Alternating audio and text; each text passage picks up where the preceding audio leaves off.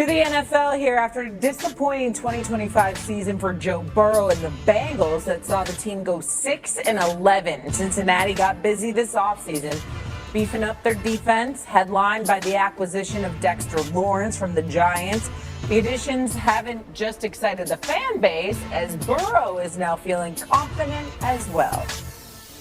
I think this is the most talented roster that we've had since I've been here. I'm pretty close to Bengals franchise touchdown record. I think I'm like 50 or something away, so that'd be nice to break this year. You always want to be MVP of the league, Super Bowl MVP, win a Super Bowl, you know, all those things. Joe Burrow listing off his goals for this season, says he feels like he has the most talented roster. Stephen A., do you think Burrow and the Bengals can get back to the Super Bowl? I wouldn't go that far because I don't believe in their defense. I got to see it to believe it. I know they drafted an edge rusher out of Texas A&M with the 41st overall, number 41 overall pick. I know they acquired Dexter Lawrence from the Giants and gave away the 10th pick in the draft to do that. So you expect them to be able to get to the quarterback, losing Trey Hendrickson, but picking up those two dudes. You do expect them to be better at getting to the quarterback. I don't know if it addresses their offensive line, though, which is a problem because they were the 28th ranked offensive line in the National Football League last season. We know they have a problem protecting Joe Burrow, and if you don't protect the franchise, you know what, you ain't going anywhere. And we know how injury prone he's been due to lack of protection. And since 2020, Wilbon, I believe it is, I think he's like the fourth most sacked quarterback. You know, he's been sacked about 213 times. He's been slaughtered. And so that is why there was some trepidation about his willingness, his excitability about playing football. He gave people the impression he was contemplating retirement, for crying out loud, because of how bad he was getting beat up. So when I see a team that has a Jamar Chase, a T. Higgins, you know they have an elite offense.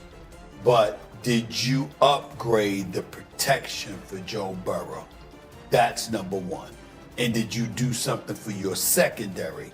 That's number two, because their defense was horrid. All of those are question marks. Total defense, 31st last year. Scoring defense, 30th. Run defense, dead last. Third down defense, they were 28th in the league. Red zone defense, they were 24th. These are problems.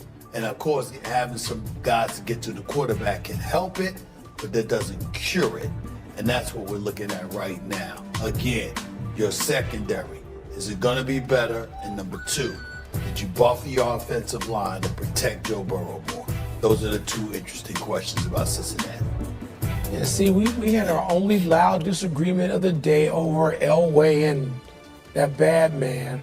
Because we're going to agree down the line again here, Stephen A. So, you know what, you mentioned the secondary, and they did draft in the third round Tacario Davis. But he's going to have to step in and play a lot, if not start. Cassius Howell's going to have to step in and play a lot, if not start. We talk about two rookies they have to depend on to buttress that awful defense. And I completely agree with you.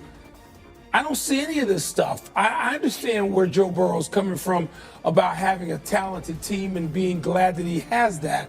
When you have Jamar Chase and T. Higgins to throw to, yes, they can break all kinds of scoring records in Cincinnati. They can throw all kinds of touchdown passes.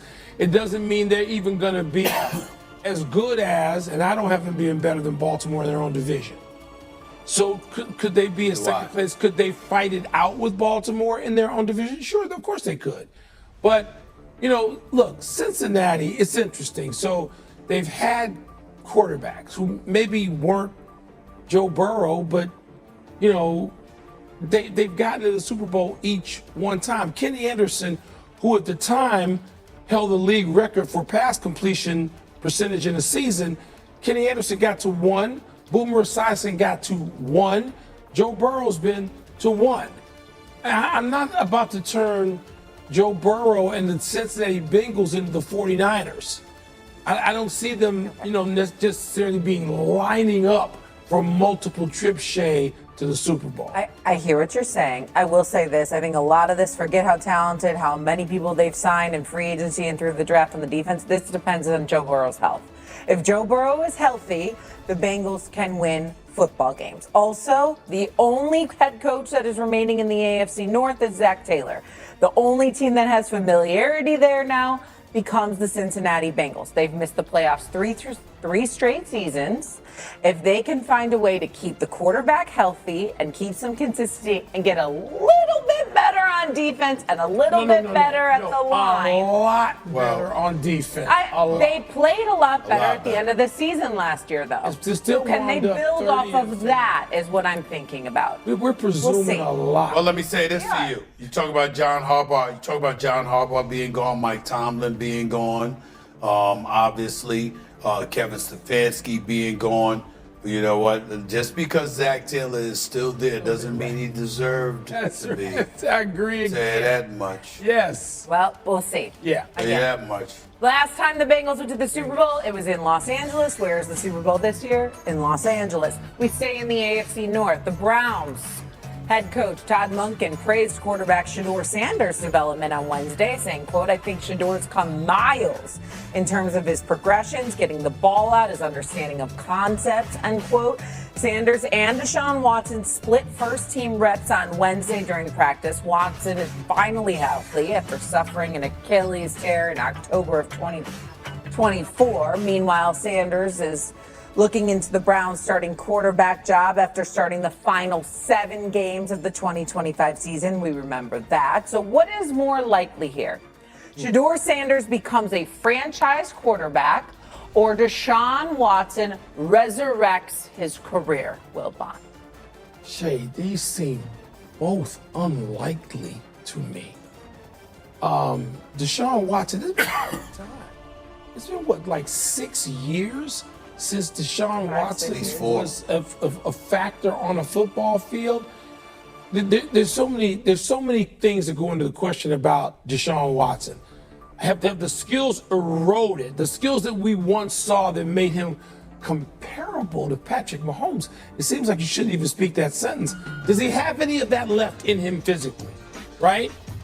Not playing, going through all the controversy that he's been involved in, that he brought to himself in his own life. Can he get through that? Will people let him? Will the community of Northeast Ohio accept him as the starting quarterback? There are all kinds of things that don't have anything to do with football, and then there's football. I don't know enough about Shedeur Sanders to know if he can play yet, and I'm not accepting Todd Monken's just word for it. He's going to have to show a lot better than he did in those starts at the end of last year. The Cleveland Browns are a bad football team. So answer the question, which is more likely? Oh, you're skating. I want it to be Shedeur. I'm afraid it's Deshaun Watson. Deshaun Watson resurrects his career. Stephen A., what do you think? I think it's Deshaun Watson. It's not to say I don't believe in Shedeur. But he's got a long way to go, and we wish him nothing but the best. With Deshaun Watson, there is something to be said about the fact that you once did it at a high level. There was a time where we talked about Patrick Mahomes, and then after that, Deshaun Watson's name was coming up because he looked that elite in Houston. And we understand that. We haven't seen that since. In his 4 years in Cleveland, he's only played about 19 games. 19 of the 68 games. You know, he's only played about 19 games in 4 years. So, but they've invested this money in him, $230 million guaranteed. And so because of that, you have to look at it from that standpoint and say, okay, this is what they're doing. This is how they